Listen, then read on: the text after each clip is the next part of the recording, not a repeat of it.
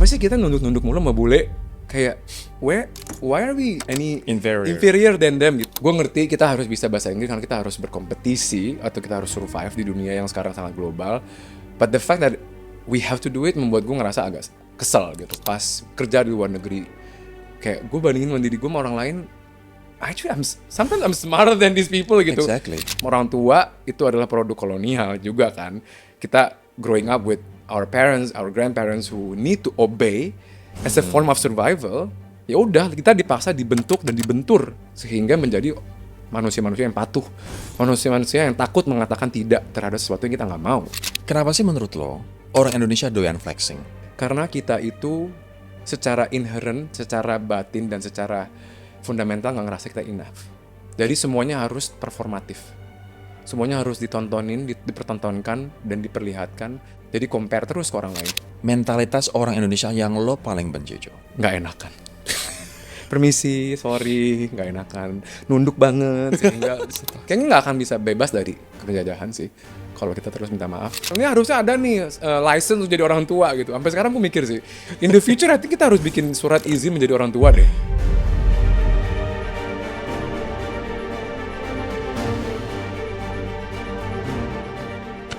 Guys, gue butuh bantuan lo biar channel ini terus berkembang, terus ada buat sharing hal-hal positif, inspirational talk, dan juga insight, yakni dengan subscribe. Karena dengan lo subscribe, berarti lo ngedukung channel ini terus ada dan berkembang. Simple banget dan juga gratis, so please hit that subscribe button. Thank you.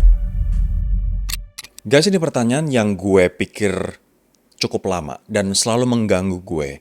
Why am I so ambitious? Kenapa sih gue ambisius banget? Gue melakukan banyak hal dan kadang-kadang gue capek dan kadang-kadang gue depressed with what I'm doing. Apakah ini karena keinginan gue sendiri? Ataukah ini karena tuntutan dan tekanan sosial? Atau ini adalah sebenarnya trauma yang gak sembuh sehingga gue cari kompensasi untuk menyembuhkan trauma dengan kerja keras dan dengan prinsip takut miskin. By the way, kemarin ada salah satu riset yang mengatakan bahwa anak muda Jakarta lebih takut miskin daripada takut nggak menikah. So is that the answer? Gue akan ngebahas soal ambition dan why are we so ambitious, apa yang kita kejar, dan ini bring us to what end dengan seorang leadership coach yang juga teman baik gue udah kenal lama banget. Ada Jordan Hussein. Hey Jo, apa kabar? Hai Ror, apa kabar? Apa kabar? Stres nggak sekarang? Enggak. Gue ketemu lo ketawa-ketawa.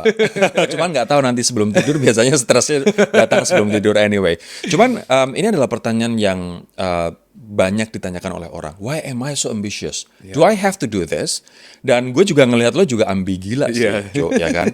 Lo S2 yang pertama di Oxford. S2 yang kedua di Stanford, lo pernah kerja di Silicon Valley, di startup, lo pernah kemudian pulang dan kerja di Grab, terus lo pernah kerja di UKP 4, Pak Kuntor Mangkusubroto, I know, unit kerja presiden untuk percepatan pembangunan ya kan waktu itu, dan sekarang lo doing your own, I don't know, like healing business or healing consultancy, whatever you may call it, lo ambi gila. Why are we so ambitious? Apa yang kita kejar dan kenapa kita harus se-ambisius itu? I don't think gue sekarang ambi gila ya. Kayaknya gue lebih catching my dreams and serving my purpose sih. Dan itu yang sempat gue bahas berkali-kali juga sama my own coach, my own therapist, sama teman-teman juga gitu. Dan refleksi dari praktis gue sebagai coach buat banyak klien gitu. Kayak apa sih yang membuat orang itu ambisius, sama apa sih membuat orang itu nggak bisa berhenti gitu kan, kayak mesin gitu kan. Dan jawabannya tuh berdasarkan pengalaman gue ada dua ya. Kayaknya emang ada dua faktor yang membuat orang tuh ambisius. Pertama emang warisan dari orang tuanya, dia emang genetically, bapaknya juga ambisius, tapi punya ambisius, atau kakeknya juga ambisius, karena itu genetik, itu kan faktor nature ya, dari biologi dan nature versus nature. Oh ada ya? Ada. Jadi tuh ambisi itu juga sesuatu yang diwariskan. Karena gue pernah ngobrol ini sama bokap gue dan dia bilang ternyata dia juga ambisius banget. Nah tapi yang nature-nya itu pun juga bisa dibentuk dari nurture atau pembentukan dari conditioning kita gitu, dari kecil. Dan ya lihatlah di Indonesia, kita kan negara berkembang, negara bekas jajahan gitu kan, negara yang belum high income lah, masih low income gitu. Jadi itu juga termasuk faktor dari faktor survival gitu. Kayak oh kita ambisius itu emang karena emang growing up with scarcity mindset, growing up with poverty, growing up. Kadang juga ada orang ambisius growing up to prove themselves that they are worth it gitu, they are worthy, they are lovable, they are acceptable, atau mereka pernah mungkin disakiti atau dibully sehingga mereka membuktikan dirinya kalau mereka tuh lihat no gue gitu, nih respect gue, admire gue, see me, understand me gitu. Oh, Jadi wow. itu jawaban Banyak banget singkatnya. faktor ya? Banyak. Banyak banget faktor. Jadi emang perlu diindividualisasikan secara konteksnya Oke. gitu. Kayak kenapa sih dari itu pasti apa ya baggage dari masa lalu gitu. Tapi gini ya, mentalitas kita sebagai negara terjajah, ya walaupun kita saat ini juga masih ada pro dan kontra berapa tahun sih kita dijajah oleh Belanda, gitu. Ada yang bilang 350, ada yang bilang 50 tahun aja, sekarang Iya. juga pro kontra. Iya. Anyway, tapi efek dari kolonialisme itu, penjajahannya begitu panjang dan sampai sekarang masih kita rasakan, itu buat mental kita tuh apa, Jo? Banyak banget ya. Gue ngerasa sampai akhirnya gue mulai healing, mental gue tuh terjajah banget sih. As in, kok gue susah banget nih istirahat tadi lo bilang kan, aduh semuanya gue kerjain gitu kan. Pertama, kedua, kok gue nggak ngerasa gue nggak cukup ya. Udah semuanya gue capek sebelum umur 30 kayak, kok masih kurang sih? Apa yang kurang ya? Gitu. Ketiga, kok gue masih banding-bandingin diri gue ke orang lain ya? Keempat, gue ngerasa kok gue nggak berhak dapet ini ya. Oh kok kelima gue nggak bisa tidur gitu. Itu indikator-indikator yang membuat gue ngerasa oh mental gue masih kejajah nih gitu. Siapa yang menjajah mental lo, Jo? Ini faktor invisible ya. Dan gue ngerasa ini faktor masa lalu juga gitu. Tapi setelah gue pelajari dan gue lakukan healing journey gue gitu. Kemarin sempat Mas Aji juga ngomong di podcast lo gitu kan. Kayak all of us are wounded, all of us have trauma gitu.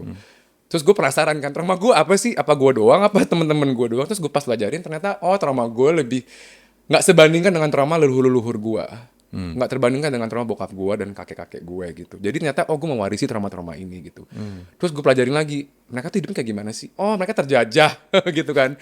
Terus pas gue pelajarin lagi dengan banyak literatur, gue ngomong-ngomong, gue baca buku, gue juga terus rajin terapi dan meditasi gitu, retreat. Kayak diskusinya tuh udah diskursus global gitu. Kayak emang part of healing itu part of decolonize our mind and bodies gitu. Menghilangkan jejak-jejak jajahan di tubuh dan pikiran kita. Artinya apapun itu jajahannya, bisa dari misalnya trauma orang tua. Jajahan dalam di sini artinya adalah trauma orang tua, tekanan sosial. Iya. Mungkin juga karena kita dulu dibully karena kita miskin Iya. atau kita not educated enough, Iya, sehingga iya. itu menciptakan luka. Iya.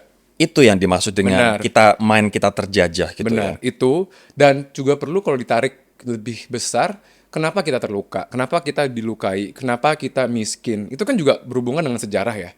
Kayak leluhur-leluhur kita, orang tua kita kan juga growing up, konteksnya juga beda. Economic development juga beda gitu. Di sana kita ngelihat kalau ternyata, oh ini loh faktor-faktor sistematis yang membuat kita traumatis gitu. Jadi nggak hanya kelakuan individu yang kita akhirnya salahin orang, tapi salahin sistemnya. Oke. Ada momen gede nggak dalam hidup lo yang akhirnya membuat lo sadar bahwa kita ini terjajah secara mental? Ada sih, pas gue kuliah itu tadi yang kayak gue ambisius banget kan. Oke, dapat beasiswa S1 ke luar negeri ke Wesleyan gitu, Freeman Scholar. Oh, cuma 2 dari tiap negara. Oh, wow, bangga banget gue gitu kan. Dipilih gitu kan. Wah, keren gitu kan. Terus Stanford, Oxford. Terus pas gue duduk, pas gue udah bisa mulai bahasa Inggris dengan lancar, gue sama kayak mereka. Ya, bayangin dulu misalnya siapa ya dalam konteks fiksi Mingke dalam Bumi Manusia ya. Oh, dia bisa bahasa Belanda, atau Soekarno Mahatta dulu bisa bahasa Belanda. Dan mereka sadar, oh Londo-Londo ini kayaknya nggak pinter-pinter banget toh. Iya, benar-benar. Cuma bisa bahasanya aja gitu. Terus pas gue bisa bahasa Inggris, gue bisa berartikulasi di kelas, bisa masuk institusi-institusi prestigious kayak, oh man, I don't think they are that any smarter than me gitu. Tapi kok gue masih kurang gitu. Oh ternyata di situ momen-momen gue ngerasa. Terus juga saat gue di Bali gitu ya, misalnya tinggal di Bali setahun waktu zaman COVID, gue ngeliat, kenapa sih kita nunduk-nunduk mulu sama bule? Kayak, why are we any inferior than them gitu. Kenapa kita selalu merasa kurang gitu, kurang banget dibanding sama bule-bule gitu. Itu sih momen-momen yang terakumulasi, tapi momen yang paling ngejreng banget tuh pas kuliah sih. Pas tinggal di luar negeri, pas kerja di luar negeri. Kayak gue bandingin sama diri gue sama orang lain, actually sometimes I'm smarter than these people gitu. Exactly. Kayak kenapa mereka ngerasa lebih pinter? Apa karena mereka terlihat beda, mereka terlihat putih, mereka terlihat bule, atau bahasa Inggris mereka ada aksennya, sehingga bahasa Inggris gue nggak ada aksennya atau kadang aksennya agak aneh, itu terdengar tidak sekeren atau sepintar atau sejenius omongan-omongan mereka gitu. Kita juga gini, maksudnya gue sangat setuju itu karena gue yakin juga teman-teman Room for Improvement juga merasakan that sense of inferiority dan itu terjadi banyak orang Indonesia.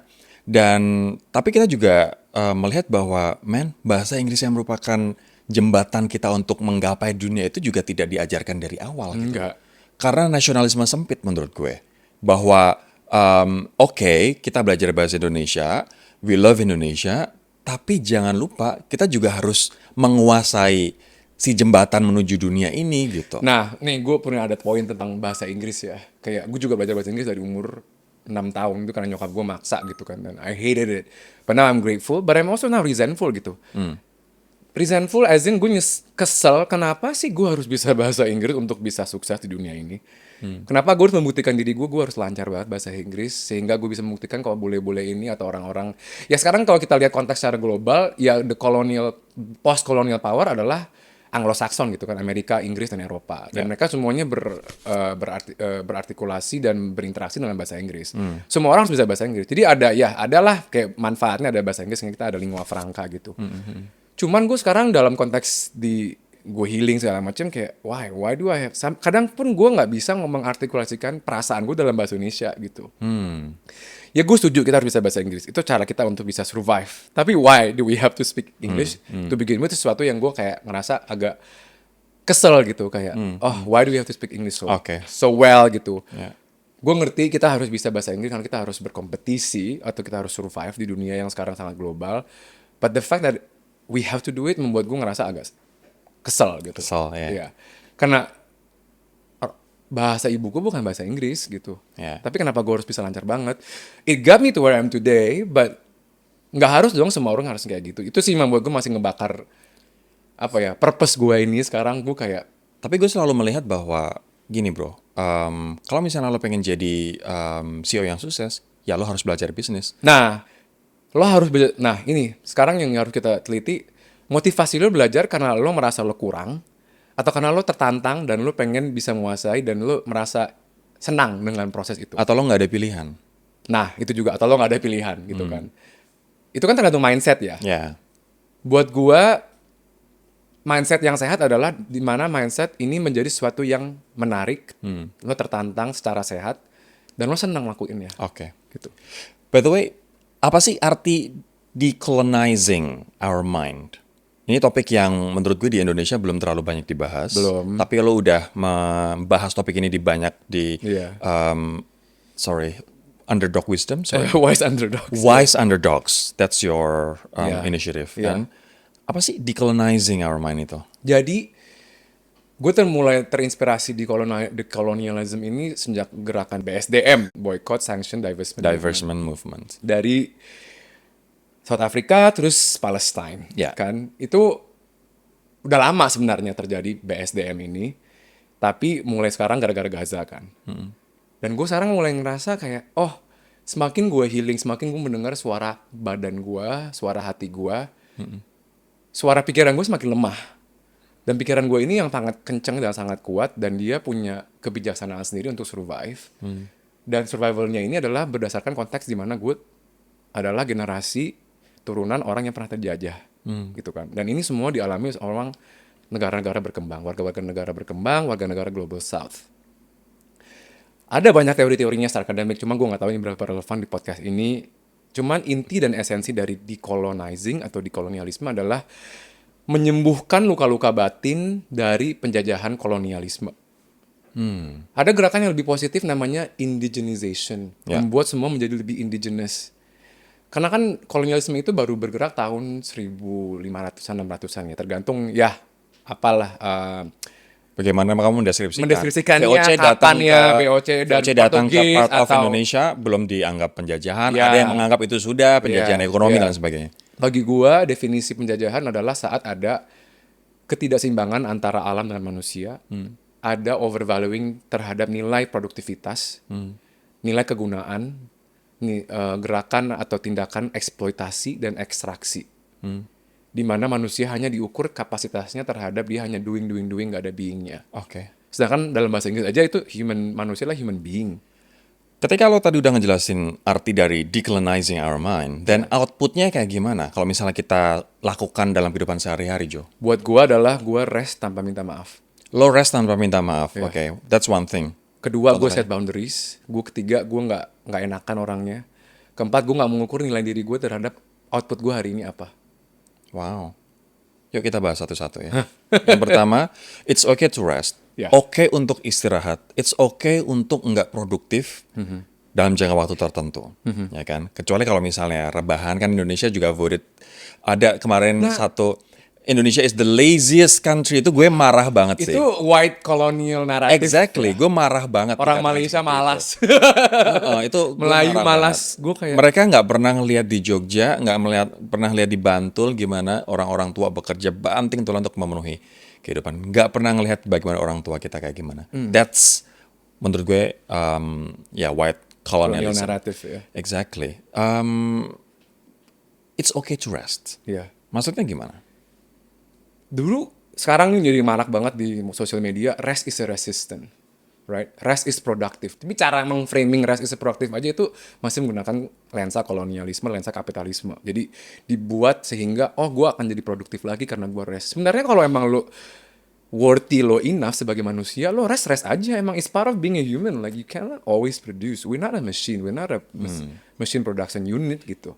Tapi kan itu kolonialisme kan. Cuman fakta dunia kerja kan nggak bisa kayak gitu. Nah itu, kita aja sekarang terminologi dunia kerja buat manusia aja adalah human resource, sumber daya manusia. Itu dari mana asalnya? Kita perlu pertanyakan lagi. Itu kan dari teori ekonomi kapitalisme juga. Teori neoliberalisme. I'm not saying which one is right or wrong. I mean, there is a point in life where satu negara itu harus mengadopsi suatu kebijakan ekonomi di mana kita berkembang. Kita harus catch up, yes. But at what cost and what point until what time? Gitu. Sampai kapan gitu. Sekarang kita udah cukup kok, tapi kok masih terus merasa kurang itu tadi. Itu gue ambil dari pengalaman pribadi gitu. Okay. Tapi sekarang gue ekstrapolasi ke pengalaman fenomena sosial. Kok semua orang struggling ya with the same phenomenon, the same symptoms gitu kan, same indikasi. Susah banget istirahat, insomnia, susah banget tiduran, susah banget rebahan. Kok harus minta maaf untuk istirahat gitu. Dan susah banget menikmati apa yang udah kita raup gitu. Gue sendiri masih susah loh menikmati apa yang udah gue raup gitu. Oke. Yang kedua, set boundaries. Artinya apa nih? Artinya lo bisa bilang no terhadap sesuatu yang sebenarnya lo emang nggak mau gitu. Nice. Boundaries terhadap demand kerjaan, boundaries terhadap call-call yang harusnya lo nggak mau tapi lo terpaksa harus ikut karena bos lo maksa atau teman-teman lo atau kolega lo maksa. Atau meeting-meeting yang useless. Meeting yang useless di mana lo matiin Zoom lo sehingga lo sebenarnya lo nggak ngapa-ngapain tapi lo juga ngabisin waktu lo dan lo distracted aja. Sebenarnya itu waktu bisa lo pakai buat istirahat dan nanti habis lo istirahat lo udah ngecharge, lo udah rejuvenated lagi, lo bisa ngelakuin sesuatu yang lo pengen aja lakuin gitu. Dan the fact that kadang kita harus memilih kerjaan atau belajar jurusan yang kita nggak mau itu juga sebuah tekanan sosial atau bentuk sedikit kolonialisme yang nggak kasat mata ya. Orang mungkin akan berkomentar, ya lo enak, lo usaha sendiri, lo sekarang mungkin cari duit dari lo buka kelas, lo consult buat orang. Lah kita yang pekerja ya mana bisa kayak gue nggak bekerja dulu. Gue juga nggak enak. Kayak semua orang harus berani merasakan ketidakenakan itu. Kalau enggak, ya lo akan terus stuck di dalam siklus itu gitu. I mean, it takes a lot of courage. Berarti akan ada masa di mana kita yes man, ya kan? Terus yes di masa yang lain kita menjadi liberated, kita menjadi lebih free. So what we are fighting for actually being di masa ini, masa yang liberated ini kan, Jo? Bener. Gue ngerasa semua orang ada jalannya masing-masing. Setiap jiwa itu ada perjalanan spiritualnya. Bagi gue ada perjalanan spiritual di mana gue ngerasa I'm worthy for who I am, I'm enough for what I am. Setelah gue menjalani proses gue naik ke atas. Gitu. Faktor yang ketiga tadi, output dari decolonization of our mind, right? Yang ketiga adalah lo nggak merasa nggak enakan lagi. Artinya apa tuh? Artinya lo nggak, maaf ya, punten. Aduh, gue alergi banget sama kata-kata itu. Gue kayak, why do I have to say sorry? Kadang mau WhatsApp aja gue kayak, minta maaf gak ya? Kayak for saying no, for not wanting to go. Kayak, I just say it gitu. Dan gue guilty banget sih. Karena emang gue growing up, apalagi orang Indonesia ya, gue bukan orang Jawa. Gue ngerasa orang Jawa lebih parah lagi gitu, kondisionalnya terhadap nggak enakan gitu. Gue kayak, alright, own it. Kayak, udah bilang aja gitu. Tapi kalau dia merasa tersinggung ya gue bilang ya udah berarti emang lo bukan orang yang gue pengen kolaborasi atau temen gue yang bisa menghargai gue. Kalau gue butuh istirahat gitu. That's true. Tapi itu butuh latihan buat gue Oh butuh, sendiri. itu muscles. Untuk say no dan Yeah. untuk menghadapi rejection. Yes. Ketika gue ngajak orang, ikut dong, gabung dong, jadi narsum gue dong, apa yuk kita kemana gitu yuk. Dan they say no, itu gue juga proses belajar untuk accepting rejection. Yes. Even untuk gue say no ketika gue diminta untuk datang atau diajak buat ngapain ke acara-acara gitu. Untuk say no tanpa minta maaf itu juga gue butuh proses yang panjang untuk latihan, Jo. Oh iya, karena, nah lo bilang latihan kan. Latihan itu artinya apa? Ini bukan teori, ini bukan lecture, it's a muscle. Ya. Muscle itu apa? Sesuatu yang lo gunakan terus setiap hari. Tapi kalau kita waktu kecil nggak pernah gunakan kata bilang enggak. Nah dari kecil aja disuruh salim, cium, apa. Like, anak kecil udah dipasang untuk patuh gitu. Padahal anak kecil adalah... Tangan kiri, tangan yang jelek. gitu. Wah semuanya udah lo masukin tuh semua. Apa narasi-narasi kolonial menurut gue ya. Yang menurut gue datangnya nggak tahu dari mana. Padahal anak kecil tuh anak yang sangat pure. Dia membawa pesan-pesan spiritual. Anak kecil tuh adalah bentuk ekspresi paling murni dari Tuhan menurut gue. Dan dia banyak banget mengajarkan kita. Tapi orang tua itu adalah produk kolonial juga kan. Kita growing up with our parents, our grandparents who need to obey as a form of survival. Ya udah kita dipaksa dibentuk dan dibentur sehingga menjadi manusia-manusia yang patuh, manusia-manusia yang takut mengatakan tidak terhadap sesuatu yang kita nggak mau gitu. Seharusnya emang gimana? Harusnya lo denger suara hati lo. Kita semua punya insting, kita semua punya intuisi. Misalnya kita mengbetray, apa sih bahasanya mengbetray? Mengkhianati, lupa. Mengkhianati diri kita sendiri itu adalah dimana kita berusaha untuk fit in. Kita masih terjajah saat kita membetray ourselves. Oke. Tadi output yang keempat? Menilai diri kita dari output kita hari itu apa. Menilai diri kita dari output kita hari ini itu gue udah apa? checklist apa ya? Kita nggak boleh nilai dari itu. No, I mean if that serve a purpose of getting things done because you have a certain mission that day or to that week, that month, it's okay. But if you feel guilty, anjir nih gue hari ini belum ngerjain ini nih gitu. Then you feel guilty and then you cannot rest and then you force yourself to go beyond your means of energy that day, that's still colonized mind and bodies.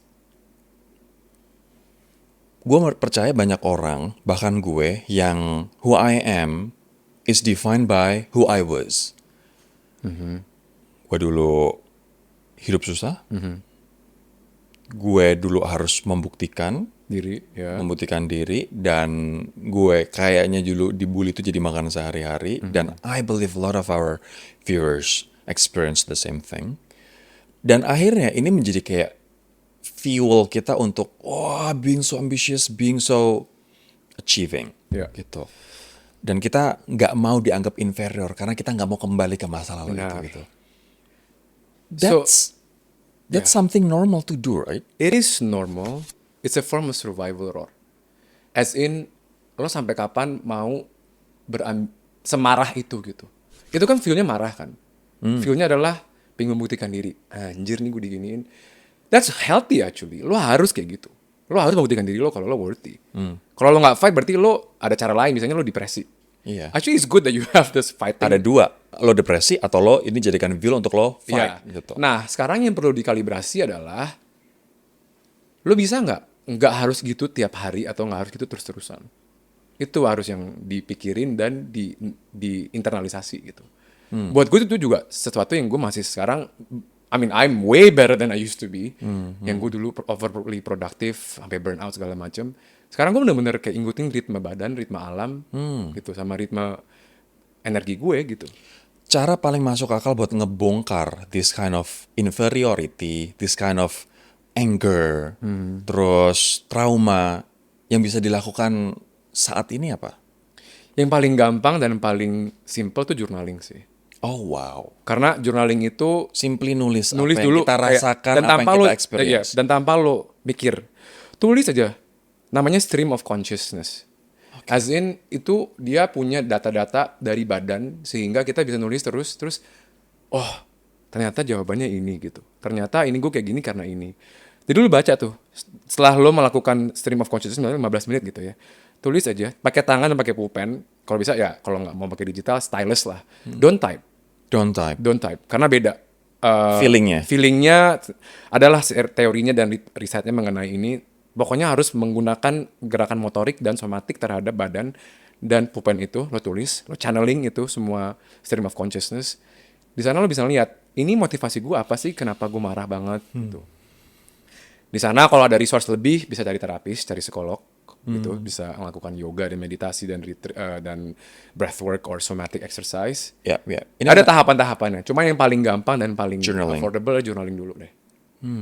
Gitu. Karena itu dulu langkah awal gue juga. Ini gue kayak baca bukunya. Buku ini judulnya Savers. Di dalam Savers ini penulisnya tuh mengalami gejolak luar biasa. Dia diceritakan dia ketabrak mobil, bahkan dia sampai lumpuh. Ketabrak bukan karena dia yang melakukan kesalahan, tapi karena orang mabok nabrak dia. Iya. Dan dia kemudian menemukan gimana caranya untuk dia sembuh.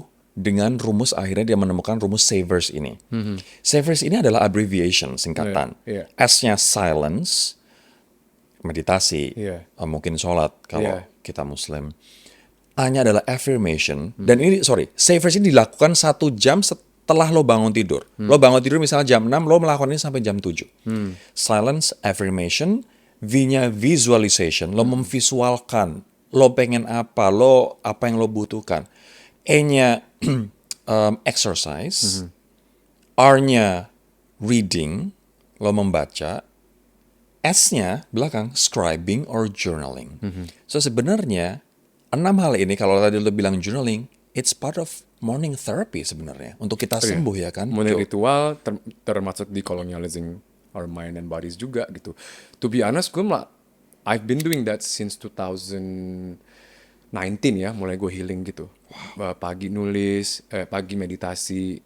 Sempet kan gue agnostik gitu, kayak Tuhan tuh ada nggak sih dalam hidup gue? Kok hidup gue susah banget gitu. Akhirnya gue balik lagi ke Tuhan gitu. Gue balik ke spiritualitas, ke alam semesta, whatever, the higher power that I'm nothing in this universe, I'm just a pawn, dan gue bagian dari global consciousness gitu. Di sana gue mulai olahraga rutin, mulai yoga juga gitu, mulai visualisasi. And at that point gue inget banget 2020 gue nulis apa yang gue pengenin. In 3 years, 80% of what I wrote terjadi. Termasuk gue sekarang nggak harus kerja buat korporasi gitu ya. Setelah melakukan banyak, itu tadi yang lo bilang Savers itu. Karena gue mulai mendengarkan suara hati, suara badan. Gue mulai mendengarkan insight diri gue yang selama ini gue suppress. Untuk bisa survive sehingga gue bisa bertahan di keluarga gue, di masyarakat gue, dan lingkungan teman-teman gue gitu. Saat gue mulai mendengarkan itu, gue jadinya lebih fulfilled ya. Kayak lebih tenang juga gitu. Ya maksudnya masih ada residu-residunya gitu terhadap trauma-trauma ini gitu. Masih lah, kayak namanya manusia, itu healing itu is a lifelong journey. Selama lo masih hidup, kata terapis gue, lo akan terus healing. Cuman gak sebanyak awal-awal mulai. Karena kan awal mulai itu ngebongkar semuanya. Karena udah terrepress lama banget kan. Dan gue mulai healing umur 30, kayak imagine 30 years of baggage gitu kan. Kayak banyak banget tuh. Berarti 2019 sampai sekarang udah 6 tahun healing prosesnya. Udah. And I've come so far. Sampai saat ini gitu. Sampai sekarang gue mulai berani untuk belajar lebih diri sendiri. Gue mulai berani sekarang mau bikin sesuatu yang lebih besar. Karena gue ini sebagai purpose. Karena kalau udah mulai decolonize our mind and bodies, gue mulai mikir kontribusi gue buat kemanusiaan tuh apa sih? True. Jadi gue gak berusaha untuk membuktikan diri gue lagi gitu. Gue pengen memberikan nilai buat masyarakat gitu. Tadinya gue merasa pengen memberikan nilai kepada masyarakat, itu juga motivasinya membuktikan diri, biar gue dicintai dan gue dihormati dan gue dianggap. Sekarang gue kayak it's okay, if it doesn't succeed then I don't judge myself kalau gue fail gitu. Jo, gimana sebaiknya kita memandang diri kita? Kita melihat diri kita. Apakah bahwa kita melihat diri kita gue selalu kurang itu juga ada kaitannya dengan warisan? Karena pressure dari orang tua yang expect anaknya harus lebih. Itu loh sama seperti kakak kamu loh. Itu loh sama seperti papa gitu loh. Itu loh sama tetangga loh. Itu loh sama tetangga gitu. Tuh lihat tuh tetangga udah nikah, masa kamu nggak nikah? Tuh lihat tuh tetangga udah kerja, masa kamu Udah masih beli mobil ini, udah beli mobil itu. Gimana seharusnya kita melihat diri kita sendiri sebenarnya? Ya, gua tadi yang lo bilang ada afirmasi kan. Tiap hari itu gue ngaca, abis mandi, gue ngomong ke muka gue gitu. You are enough gitu, I'm enough. Dan gue ya meditasi, sholat juga gitu ya. Sebelum tidur gue juga grateful gitu. Dan gue bilang, oh, today what happened, it's amazing. I'm grateful for this. Dan itu termasuk journaling ya. Gue tulis gitu. Dan gue bilang ke diri gue, it's okay gitu. Gue mulai reparenting, kata terapis gue adalah, sekarang lo udah gak bisa minta orang tua lo untuk menjadi orang tua lo lagi. Lo udah dewasa. Yang menjadi orang tua lo adalah diri lo sendiri. Karena setiap kita punya inner child, kan? Anak-anak kecil dalam diri kita yang dulu mungkin wounded, dulu mungkin dibully, mungkin ngerasa nggak enough gitu. Lo udah nggak bisa minta orang tua lo marah-marah ke orang tua lo. Ya silakan, kalau emang orang tua lo abusif, lo jaga jarak segala macam ya. But I went through this with my own orang tua gitu, with my own parents. Sempet nggak ngomong, marah, sedih, teriak-teriakan, minta maaf, dan akhirnya gue kayak udah selesai. Mereka juga manusia yang terluka, mereka punya baggage mereka masing-masing, dan mereka tuh nggak bisa memberikan afirmasi buat diri gue. Jadi tugas gue sebagai diri gue dewasa adalah menjadi orang tua buat diri gue yang waktu kecil. Dan gue bilang ke diri gue kayak ya udah gue enough. Dan kadang kalau misalnya gue gagal nih atau gue misalnya mencahin apa gitu, kan bisa reaksi gue dulu itu reaksi emak gue ya, reaksi nyokap gue. Bego banget sih. Gimana sih? Anjir tolol gitu kan kayak. Aduh goblok. Terus gue langsung catch myself. I'm like no, it's okay. We all make mistakes. Kita manusia. Pasti ada sesuatu yang kita lakukan yang salah. Gue langsung ngelihat sosok Nikita Willy di depan gue. It's okay, it's okay. Aduh. Tapi menarik banget ya. Lo harus jadi orang tua buat inner child lo dulu yang tersakiti. Iya. Aduh itu prosesnya sakit banget loh. Karena gue masih waktu awal-awal mulai gue kayak masih marah banget sama orang tua gue. Anjir lo jadi orang tua gagal banget sih gitu kayak why do you fail to become a parent? Ini harusnya ada nih license untuk jadi orang tua gitu. Sampai sekarang gue mikir sih in the future I think kita harus bikin surat izin menjadi orang tua deh. Karena nggak semua orang bisa loh jadi orang tua, susah jadi orang tua. Tapi kalau di Indonesia ntar banyak yang nembak bro. Dan menurut gue ya itu kan tadi warisan kolonial lagi karena punya jadi orang tua adalah spiritual assignment lah atau itu sebagai buat bisa survive sebagai anak banyak bisa memprotek kita dari kemiskinan, macam-macam lah alasannya. Sekarang gue menunda-nunda pengen punya anak karena gue ngerasa, dan orang juga nanya sih sampai kapan lo gitu, sampai gue ngerasa gue udah nggak akan nyakitin anak gue. Karena kalau sampai gue masih menyakitin diri gue, itu berarti gue ada indikasi gue akan nyakitin orang lain. I see. Oke. Gitu. Ngomong-ngomong soal tadi tekanan dari orang tua, sekarang tekanan orang tua plus tekanan sosial. Soal pernikahan, soal pekerjaan, soal body image, soal mungkin juga penampilan, soal tuntutan karir. Mana sebenarnya tuntutan dari orang tua atau sosial itu yang paling berbahaya buat kita? Tuntutan untuk menjadi manusia yang berguna bagi bangsa, negara, dan agamanya. Wow. Why is that toxic? Karena itu tadi, kolonialisme dan kapitalisme yang terinternalisasi. Berguna, berfungsi, right? Berkontribusi. Karena tekanan sosial, tekanan keluarga, tekanan teman-teman, tekanan bangsa dan negara sebenarnya ekstensi dari tekanan untuk menjadi berguna untuk orang lain. Tekanan untuk bertransaksi dengan orang lain. Kalau lo nggak nikah, lo bukan anak gua. Kalau lo nggak punya anak ini, lo bukan teman gua. Kalau lo nggak berproduksi, lo bukan manusia. Itu kan berarti ada fundamental currency-nya kan, ada fundamental denominator-nya, yaitu nilai tukarnya apa? Nilai tukar lo berguna buat orang lain, berguna buat sebuah imajinasi kolektif atau institusi. Itu tekanan yang paling toksik menurut gue, karena nggak kelihatan. Dan akhirnya lo menginternalisasi itu dan lo menjudge diri lo sendiri. Duh, gue hari ini belum ngerjain ini nih. Anjir, gue jadi minder atau gue nggak pede banget gitu.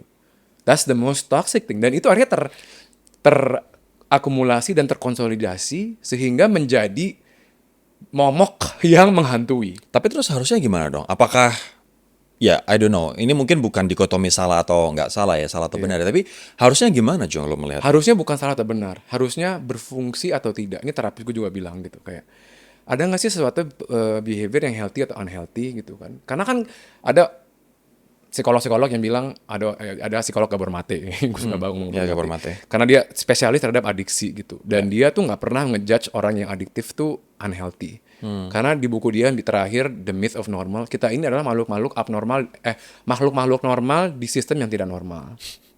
Jadi bukan kita yang abnormal, bukan kita yang mentally ill, sistemnya yang mentally ill gitu. Karena emang itu bukan sistem yang manusiawi gitu. Dan di situ gue mulai menganalisa gitu. Untuk bisa gue harus punya ini, punya itu, behavior gue kayak gini, kayak gitu. Itu kenapa sih? Jadi gue lebih compassionate terhadap diri gue sendiri gitu, lebih welas asih. Oh kenapa ya gue adiktif banget terhadap produktivitas? Kenapa sih gue burn out? Kenapa sih gue pengen achieve ini gitu? Kenapa gue pengen punya apa gitu? Ya. Dan gue trace root lagi kenapa, dan akhirnya terapis gue dan gue sendiri journaling menemukan konklusinya, menemukan kesimpulannya. Oh ternyata ada trauma ini nih yang membuat gue harus bisa begini dan harus punya ini. Oh, I see. Jadi di sana lo tarik ke belakang. Gitu. Oke. By the way, kenapa sih menurut lo orang Indonesia doyan flexing? Karena kita itu secara inherent, secara batin dan secara fundamental nggak ngerasa kita enough. Jadi semuanya harus performatif. Semuanya harus ditontonin, dipertontonkan dan diperlihatkan. Karena secara batin dan secara internal kita nggak ngerasa kita enough. Jadi compare terus ke orang lain. Sumbernya dari mana itu? Ya tadi itu kolonialisme yang tadi lah. Kan yang apalagi kita juga pernah miskin sebagai bangsa gitu kan. Kita pernah terjajah. Jadi cara kita untuk bisa nggak terjajah lagi adalah secara individual ya. Keluar dari penjajahan itu dengan menjadi terhormati, teranggap. Dan caranya terhormati gimana? Harus kasih tahu ke orang. Lihat nih gue punya mobil. Lihat nih gelar gue ini. Lihat nih gue cantik, gue ganteng. Lihat nih gue tinggi dan putih. Lihat nih bisnis gue. Lihat nih bisnis gue. Dan lo harus hormat sama gue. That's why we're all flexing all the time. And to an extent mungkin itu membuat lo keluar dari lingkaran kemiskinan ya. Tapi sampai kapan lo harus terus-terusan seperti itu gitu. Apa efeknya kalau kita terus flexing? Lo gak akan pernah puas dengan diri lo. Dan lo gak akan pernah tenang. Dan lo mungkin gak bisa tidur. Dan lo terjajah terus. Dan lo gak sadar lo terjajah. Bagaimana kalau flexing itu adalah cara untuk menjual produk kita? Nah, ini tadi gue bilang, terapis gue bilang. Semua tergantung mindset, intention, niat, dan background behaviornya. Kalau emang kita harus survive di dalam sistem yang menggunakan flexing sebagai moda transaksi untuk menjual produk gitu, well, that's probably use it as a tool, not an ends to a means to an end. Tapi jangan sampai lo tergulung ombaknya gitu.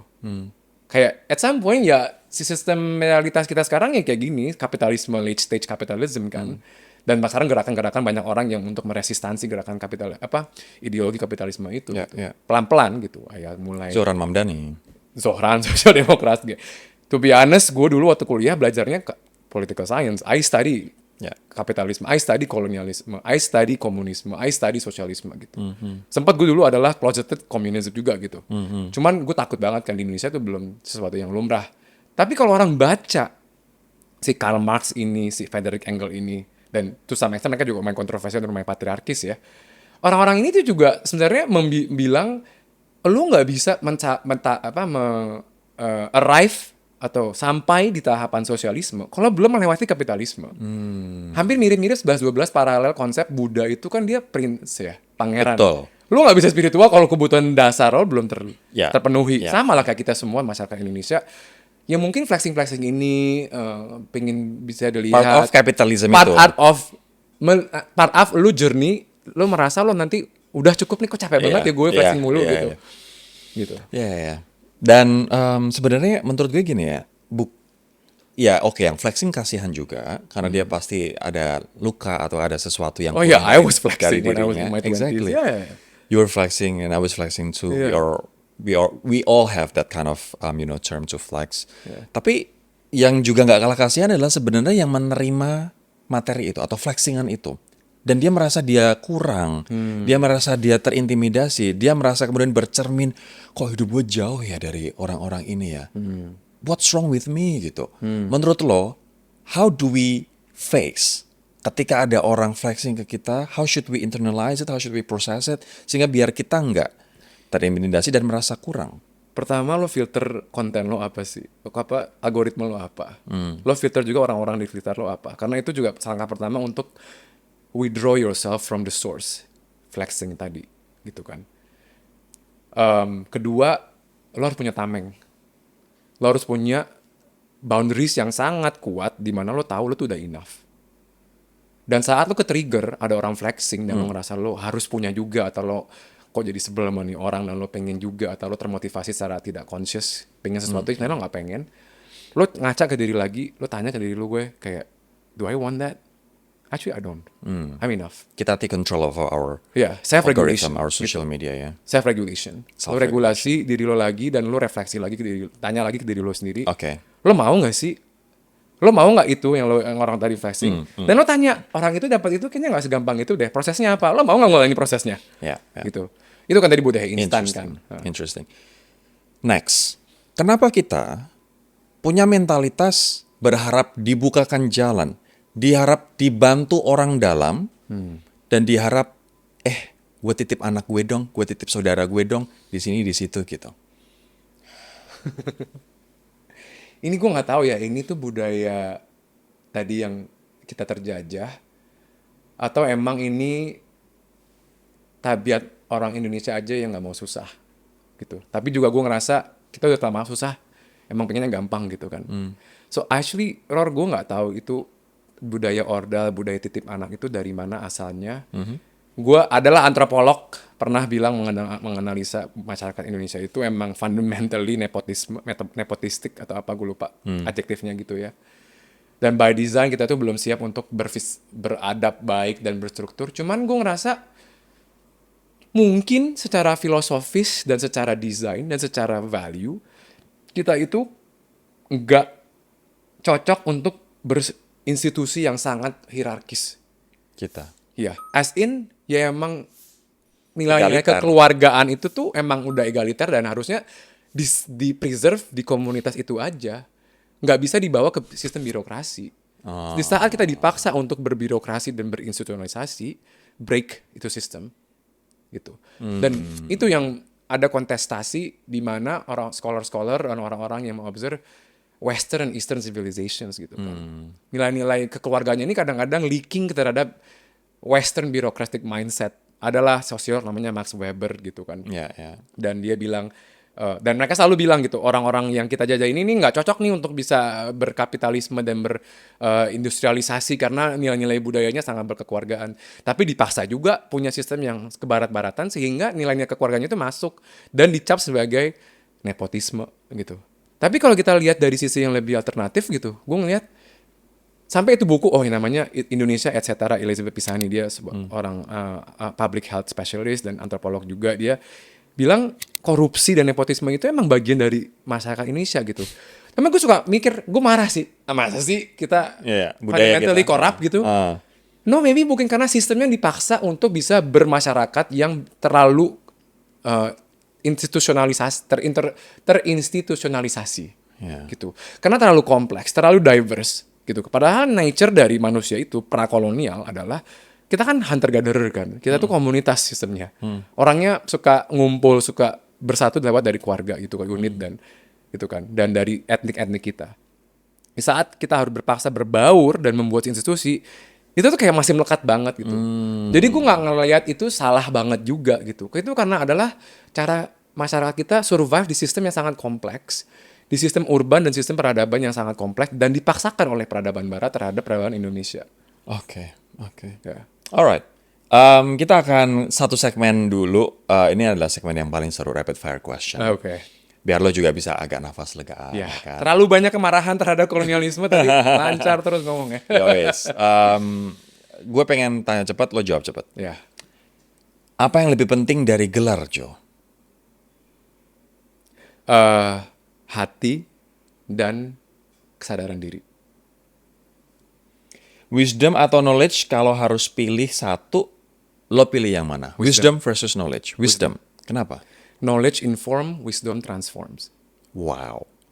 Knowledge inform, wisdom transform. Apa kebiasaan kecil yang sebenarnya bentuk kolonialisasi pikiran? Kebiasaan kecil, kolonisasi apa dekolonialisasi? Kolonialisasi. Kalau gue nggak bisa istirahat, kalau gue bersalah gue harus istirahat hari ini. Itu paling kecil banget sih. Kalau dekolonisasi? Kalau dekolonisasi, gue bodo amat mau istirahat hari ini. Karena itu salah satu paling penting sih melawan kolonialisasi. Oke. Satu hal yang ternyata lo harus unlearn. That I'm not good enough. That I am enough. That you're enough? Ya. Tunggu, lo berarti harus unlearn itu. Unlearn kalau lo nggak good enough. Apa yang terjadi dengan lo dulu? Sehingga lo menganggap diri lo, you're not enough. Ya gue terus-terusan mencari gelar-gelar ekstra pedigree validasi yang sebenarnya gue nggak butuh-butuh amat gitu. I'm inherently I think this person, I mean it helps, but fundamentally as a human gue juga udah terlahir seperti itu gitu, nggak perlu sebenarnya embel-embel validasi eksternal gitu. Dan sekarang lo lagi on your learning process. It's been Unlearning process. unlearning process. It's Yeah. been 6 years untuk Yeah. ya udah emang internalize bahwa you are enough. Iya. Terakhir, mentalitas orang Indonesia yang lo paling benci, Jo. Nggak enakan. Permisi, sorry, nggak enakan. Nunduk banget sehingga Begini, ya kan di depan pejabat gitu. Harus Permisi, menyapa semuanya kalau urut, kalau nggak urut kita dimarahin gitu. Oh my god, so toxic. Kayaknya nggak akan bisa bebas dari penjajahan sih kalau kita terus minta maaf.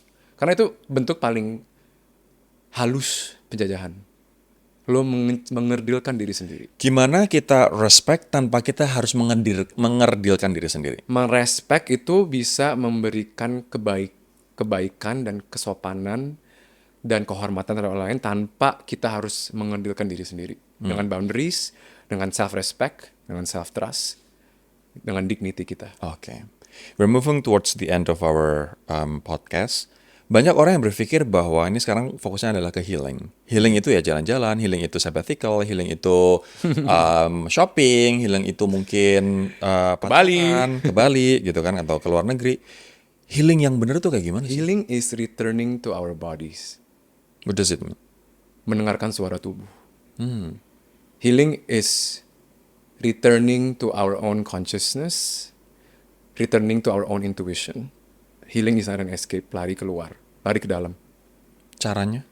Ya tadi, lo journaling, lo meditasi, lo dengerin, lo punya terapis, lo punya teman-teman yang mensupport lo, mendengarkan keluh kesah lo, dan lo tidak mengblame orang lain, tapi menganalisa kenapa lo ngekomplain dari awal gitu.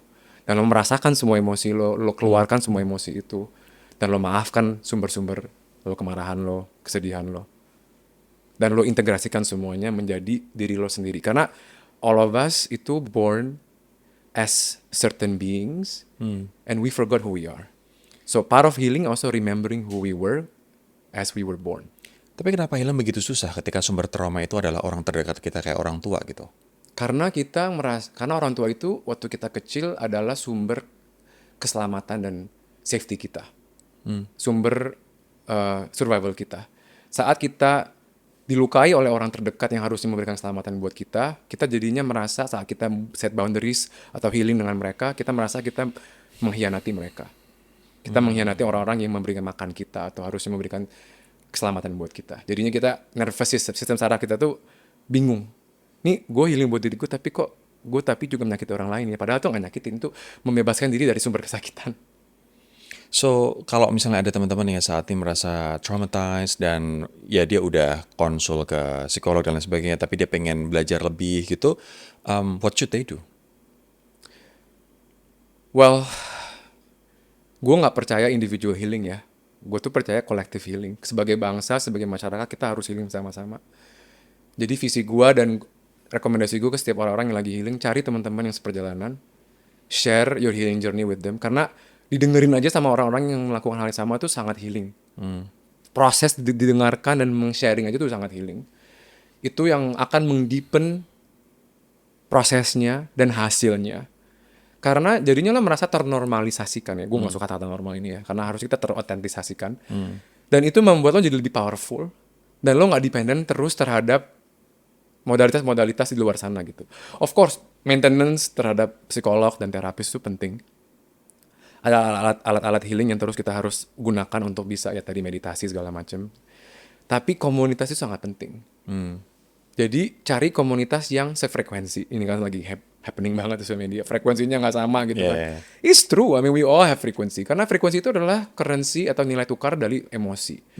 Jadi kalau emosi lo masih mencak-mencak dan kekaruan, pasti frekuensi lo juga amburadul. Dan saat lo udah mau naikin frekuensi lo mulai menghealing diri lo kadang-kadang udah nggak frekuensi lagi sama orang yang udah amburadul. Gitu. Exactly.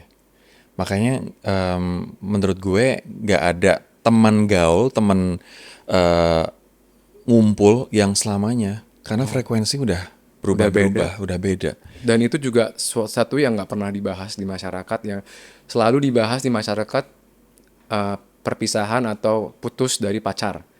Perpisahan dan putus dari teman tuh kadang lebih sakit daripada putus dari pacar. True. Dan we never, sebagai masyarakat kita tuh nggak pernah membahas itu. Dan akhirnya kita jadi sedihnya tertutup dan terrepress. Oke. Dan kadang kita juga bingung, aduh, kok gue kehilangan orang ini ya, tapi sedih banget, tapi gue nggak bisa ungkapin gitu. Pertanyaan terakhir, Jo. Apa keyakinan baru yang seharusnya kita punya untuk membebaskan diri kita baik secara individu maupun kolektif? Keyakinan baru. Keyakinan baru untuk kolektif. That we are inherently enough and powerful as we were born. Or as we are as we were born. That we don't need more gelar atau eksternal validasi atau tameng-tameng untuk bisa merasa enough.